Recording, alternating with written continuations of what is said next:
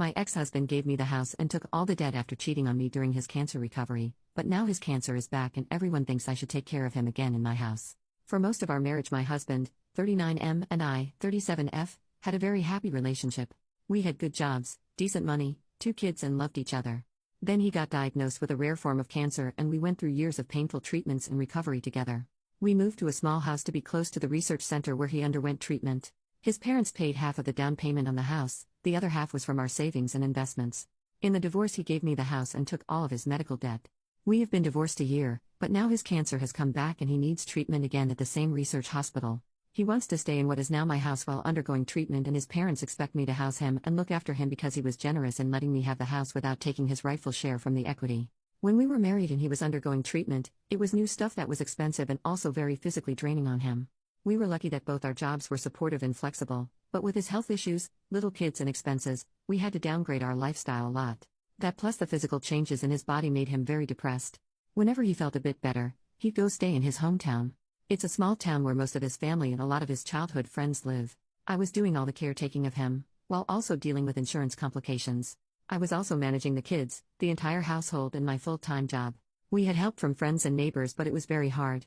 I wasn't happy about him spending his healthy days away from us, but it was good for his mental health so I didn't feel like I could object. While he was staying there he had reconnected with his high school girlfriend. A couple years ago he admitted to me that he was sleeping with her and I filed for divorce. He had fully recovered from his cancer by then.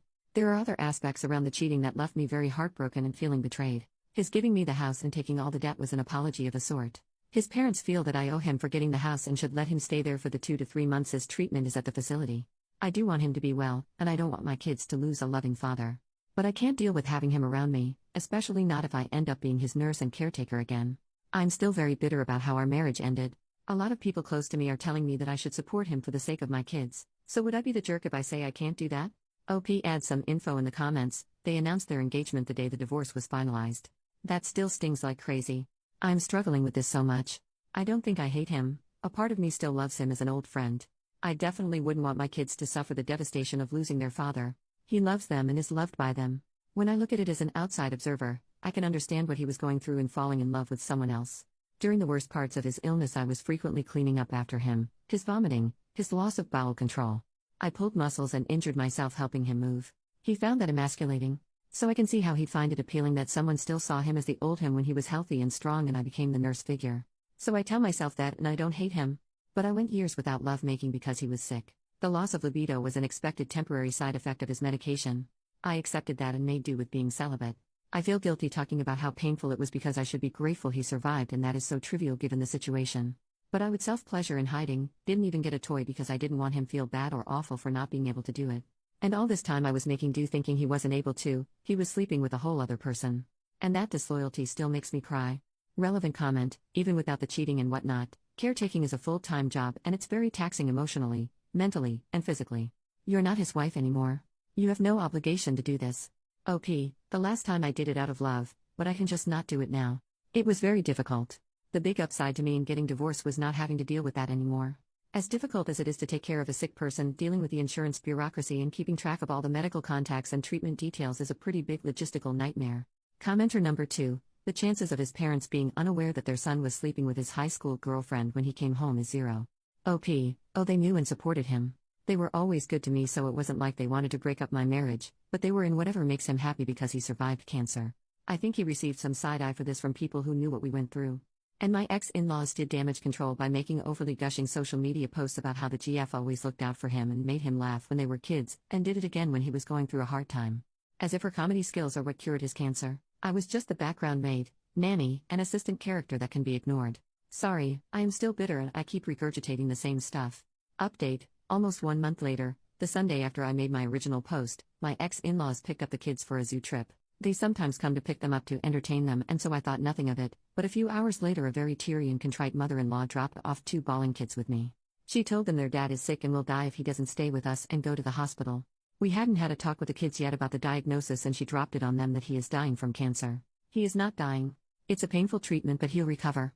I was so furious I was raging. I called the ex and tore him a new one. He was shocked too and we together exploded at his mom. She broke down and cried begging me to not take away her grandkids from her, as if I trust her after this. My ex and I together talked to the kids, him on video, and assured them that yes, he is sick but he'll be fine.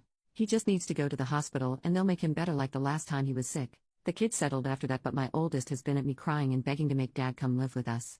I promised them I'd talk to Dad and figure out what's the best thing to do. I swallowed a lot of bile to talk to him about why he was doing this. We had a pretty long and detailed discussion. The bottom line is that he's broke. He still has a decent job but his credit is ruined. He has a lot of debt and he stupidly got the cheapest insurance that barely covers anything. His fiancée is no help either, she's worse off financially. So he needs a place to stay, he can't afford this otherwise. His parents are funding some of his medical payments and are already stretched. He was financially alright when we broke up, so I have no idea what happened in such a short time. Anyway, my ex and his girlfriend moved into my daughter's room. My daughter happily gave it up to her dad and is sharing her little brother's room. Both kids are over the moon happy to have their dad in their home. My daughter keeps checking on him every few minutes to make sure he's still okay. My ex-mother-in-law traumatized my kid and I'll never forgive that woman for this. I let the girlfriend move in with him because I was too angry to care about who came to look after him as long as it wasn't me. I didn't know how I could bear having her in my home, but it appears to be more misery for her than me, and that strangely makes it more tolerable for me. She is teary-eyed and crying all the time. It's only been 3 days, but I am so annoyed I want to shake her and tell her to pull it together. The current treatment plan is for 3 months. I am counting down the days. I am thankful for the many people who gave me great advice on my last post. I wasn't expecting things to go this way, but they played me by manipulating my kids, which is freaking insane, but it's also my fault for not seeing it coming. I'll slowly pull myself and the kids away and move, but for now I have to deal with this for my kids' sake. Edit to add, I was trying to make this update more than a week ago. So to add to that, X's treatment is coming along nicely. The tumors that grew again are much smaller than before, and the new stuff that they are giving him is more directed too, so he's not having as many bad symptoms as he had last time. I had promised myself I would do nothing to help, and I stayed away from both my ex and his fiancée. But I did end up helping him deal with insurance. His fiancée has the personality of a wet noodle and cries all the time. It was easier for me to do it than deal with her struggling. My ex is polite enough to me, but his personality has changed. He is a different person and not very nice towards his fiancée. I didn't expect to, but I actually feel sorry for her. Second update, 2 more months later, my ex and his fiancée moved out today. His treatments went very well this time around. He had to deal with general weakness and nausea, but no vomiting and voiding like the previous time. It's amazing how much medicine improves and changes. He'll need monthly shots for a while, and I agreed to house him for a weekend next month, but after that he's on his own. The stay went well. We had no drama really. I kept myself busy in kids and I traveled a lot. They both managed the rest of the stuff all right and things worked out. My kids are happy and back to their normal stuff. I had a talk with my daughter about how grandma exaggerated things to get her way, and that is not okay, and she understood that, and she has shown no interest in visiting her grandparents, and I am happy about that. The last week of his stay, his fiancée went back to their town to take care of some stuff since he was doing pretty well on his own. He and I had a few long detailed conversations. They were cathartic in some ways and saddening and maddening in others. I think I got some closure. At least I am not feeling the bitterness the way I used to. I may make another post about what he told me, his reasoning and justifications. On another positive note, all that dressing up and going out I've been doing has worked out for me.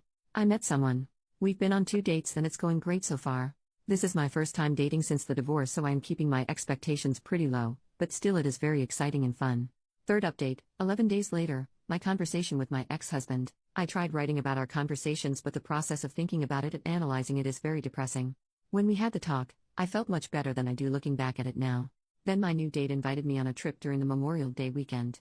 One of my close neighbor friends encouraged me to go while she watched my kids. I was pretty excited about this vacation, my first adult-only vacation in over a decade. I didn't want my overthinking about my ex to make me depressed during the trip, so I put that on hold. The trip went well and I am pretty optimistic about this new relationship. Sorry to you guys for taking so long with this. But now that I feel happier, I can have a more grounded take on my ex's views. To start with, he was again very apologetic about what he put me through and that I deserved better from him. When he was going through his cancer treatment while we were married, I was extra careful with his feelings and being calm and patient with him. That had become so much of a habit that even when he told me about his affair, I still treated him with kid gloves. I was firm about wanting divorce and refused to consider his insistence on working it out, but I swallowed my anger and didn't go off at him. But this time I got to properly express my hurt and anger at him, and that was very, very cathartic. He took it okay for the most part, but also was stung by it and got defensive. He told me in some detail about how he and his girlfriend got together. She was his high school girlfriend. She came from an abusive background, and in high school he had helped her and did a lot to encourage her to move out of that situation. When he moved away to go to university and she stayed their small town, the long-distance thing dissolved their relationship. He wanted a more big city life, and a few years after college he met me. When he was visiting his parents' home more while recovering, he reconnected with her. At that time she was struggling to leave an abusive relationship. It again was like their high school days where she was in trouble and he was a knight in shining armor. I suppose that can be very attractive to someone who's been facing weakness and their own mortality. When he was home, I was waiting on him hand and foot. I didn't even know that he could have enough energy to do all the legwork for this other woman and was spending quite a bit to help her. That's where his currently being broke comes from. She was in financial trouble, and he solved all her problems. He is quite proud of how much he helped her and doesn't agree with me that he took something away from me in making me work for him while he put his energy away from our family. I don't want to say that I don't support helping someone escape abuse, but I can't help feeling exploited. His response was that he did a favor by spending time in his town because that lessened the burdens on me. It is true that when he went away, life got easier by a lot. I had more time, I could focus more on kids, we could cook anything, eat anything. But if he had that kind of energy, then he could have helped me, you know? But he says that I was always stressed out and upset, my attitude was a drain on him. I resent that because I remember how careful I was around him, how much I made myself pliable to be his nurse. He brought up examples of how once I was so upset I went to the balcony to scream. The time I snapped at the kids and then cried about it. He had stories of how I was pushy and difficult. He wasn't making it up. I have my faults, but I did work hard and tried my best. I didn't realize that my help and support wasn't good enough for him. I didn't make him feel good. I just did the shit work. I think he resents me because he feels he owes me. He likes his girlfriend because she owes him and is dependent on him. Fourth update, 3 months later, I told my ex about my boyfriend and he turned ugly. I introduced my boyfriend to my kids this past weekend. We've been spending so much time together and talking almost every day, and I finally felt ready to bring him into their lives.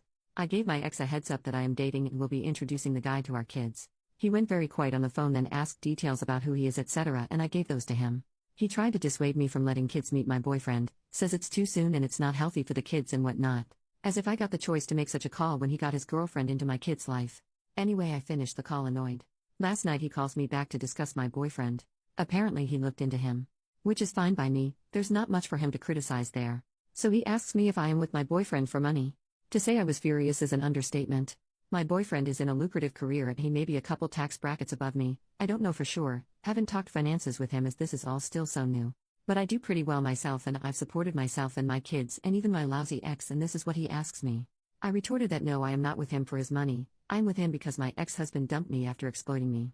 He got upset at that and says that I have a barbed tongue and people think I am so nice but don't see how verbally abusive I can be. So that's nice. All I've done for him, he has no problem being cruel to me again and again. Fifth update, 5.5 months later, I received a few messages asking for updates, but things have been calm so there are no updates. My current relationship is going well. We are working on building our blended family. My 2 kids and his son get along really well, they are tight together.